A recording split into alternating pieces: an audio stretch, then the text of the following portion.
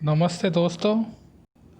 आज हम भूगोल विषय में बीए पार्ट सेकेंड ईयर में पेपर सेकंड राजस्थान का भूगोल में राजस्थान के भौतिक स्वरूप एवं भौतिक विभाग का अध्ययन करेंगे।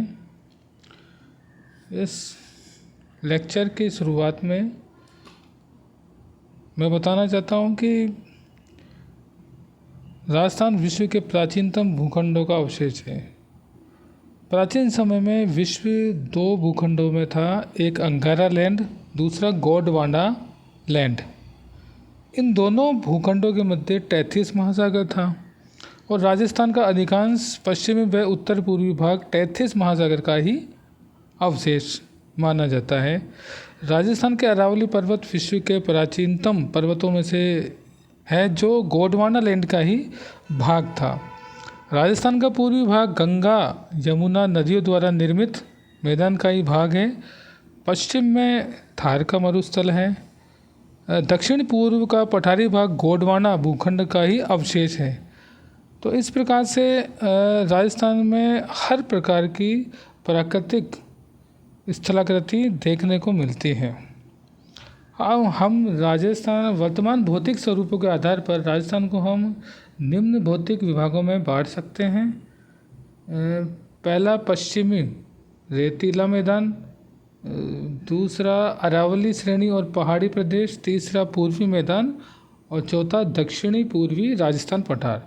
तो आज हम पहला जो इसका भौतिक विभाग है पश्चिमी रेतीला मैदान, इसका अध्ययन करेंगे। इसको भी हमने दो मुख्य भागों में बांटा है, रेतीले शुष्क मैदान एवं राजस्थान बांगड़ अथवा अर्धशुष्क मैदान। और रेतीले शुष्क मैदान को दो भागों में मरुस्थलीय एवं बालू का स्तूप मुक्त प्रदेश में बांटा गया है। राजस्थान बांगड़ को चार भागों में बांटा गया है, लूनी बेसिन या गोडवार प्रदेश, दूसरा है शेखावटी भूभाग जिसे आंतरिक जल प्रवाह का मैदान भी कहते हैं, तीसरा नागौरी उच्च भूमि, चौथा गग्गर का मैदान। अब इसमें हम पहला जो भाग है रेतीले शुष्क मैदान से पहले पश्चिमी रेतीले मैदान के बारे में जानकारी देंगे। रेतीला मैदान राजस्थान के बहुत बड़े भूभाग पर अरावली श्रेणी के उत्तर पश्चिम और पश्चिम में फैला हुआ है और उत्तर पश्चिम से दक्षिण पूर्व की ओर लगभग 640 किलोमीटर लंबा और पश्चिम से पूर्व की ओर लगभग 300 किलोमीटर क्षेत्र में 1,75,000 वर्ग किलोमीटर क्षेत्र में फैला हुआ है और 50 सेंटीमीटर की वर्षा रेखा इसको अलग करती है अरावली श्रेणी से।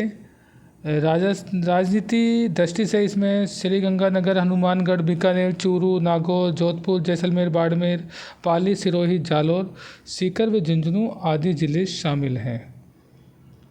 इसमें फर्स्ट है रेतीला शुष्क मैदान। इसमें पहला है मरुस्थली, यह है बीकानेर, जैसलमेर, चूरू, पश्चिमी नागौर के कुछ भाग, बाड़मेर के 2/3 पश्चिमी भाग में फैला हुआ है, जिसे हम थार मरुभूमि के नाम से भी जाना जाता है।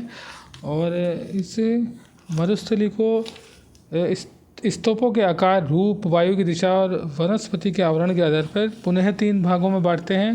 पहला है पवनानुवर्ती बालू का स्तूप।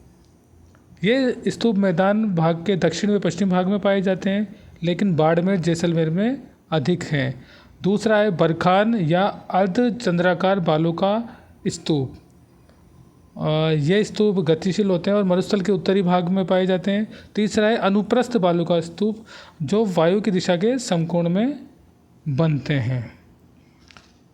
इसके बाद में जो दूसरा भाग है बालू का स्तूप मुक्त प्रदेश, मरुस्थल से लगा हुआ समीपस्थ भूभाग बालू का स्तूप मुक्त प्रदेश जैसलमेर के चारों ओर लगभग 65 किलोमीटर क्षेत्र पर पोखरण तहसील के आधे भाग फलोदी तहसील में फैला हुआ है। चूना पत्थर और बलुआ पत्थर चट्टानें इस क्षेत्र में अनावृत है। जैसलमेर के उत्तर में और पोखरण के दक्षिण में, जिन्हें या रन के नाम से पुकारते हैं, कई पलाया झीलें बेसिन मिलती है। दूसरा भाग है राजस्थान बांगर या अर्धशुष्क प्रदेश। उत्तर पूर्व में शेखावटी क्षेत्र तथा दक्षिण पूर्व भाग में लूनी नदी अपनी कई सहायक नदियों के साथ इस क्षेत्र में फैली है। इसको पुनः हम 4 भागों में बांटते हैं।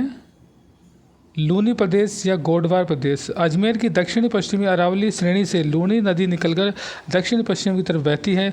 लूनी तथा इसकी सहायक नदियाँ जोधपुर जिले के दक्षिणी पूर्वी भाग, पाली, जालौर, सिरोही जिले में बहती है।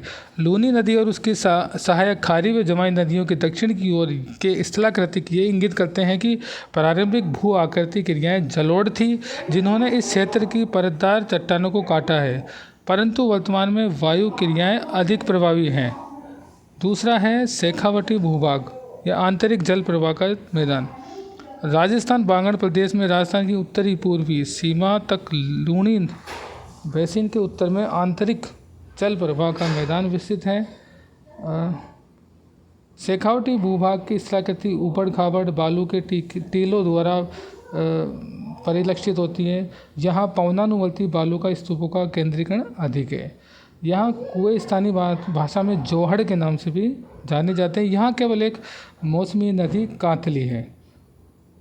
तीसरा है नागौरी उच्चभूमि। ये प्रदेश दक्षिण पूर्व में अति आर्द्र लूनी बेसिन तथा उत्तर पूर्व में शेखावटी शुष्क अंतर्वर्ती मैदान के बीच में विस्तृत है। इसकी स्थलाकृति अंतर्वर्ती जल प्रवाह क्रम, नमकीन झीलें, चट्टानी व पहाड़ी धरातल अपनी अलग ही विशेषता है। इस प्रदेश में कई महत्वपूर्ण नमक की झीलें हैं, जैसे सांभर, डेखाना, कुचामन और डीडवाना। चौथा है घग्गर मैदान। यह प्रदेश गंगानगर व हनुमानगढ़ जिले में 3/4 भाग में फैला हुआ है। और घग्गर, सरस्वती, चौतांग, सतलज नदियों द्वारा हिमालय पदस्थली के शिवालिक से लाकर जमा की हुई जलोढ़ सामग्री द्वारा यह मैदान निर्मित हुआ है। ये नदियाँ विलुप्त हो गई है और जलोढ़ सामग्री अनेक स्थानों पर वायु द्वारा लाई रेत से पूर्णतः ढक गई है, इसलिए अब ये एक प्रदेश रेतीला मैदान है। इस प्रदेश में घग्गर नदी के अलावा और कोई नदी नहीं पाई जाती। इस नदी के पाट को राजस्थान में नाली के नाम से भी जाना जाता है। आज की घग्गर नदी वैदिक साहित्य की बहुचर्चित सरस्वती नदी ही मानी जाती है। इस प्रकार से हमने ये प्रथम भाग का अध्ययन किया है। घग्गर का मैदान अब सिंचित व उपजाऊ मैदान है। इसमें अच्छी प्रकार के चावल, गन्ना, चुकंदर, किन्नू, गेहूं, चना, जौ और सब्जियां पैदा होती है। हरियाणा की ओर से बाढ़ का पानी यहाँ पहुँचने से वर्षा काल में सारा क्षेत्र जलमग्न हो जाता है। आज हम इतना ही पढ़ेंगे। नेक्स्ट भौतिक भूभाग अगली लेक्चर में। धन्यवाद।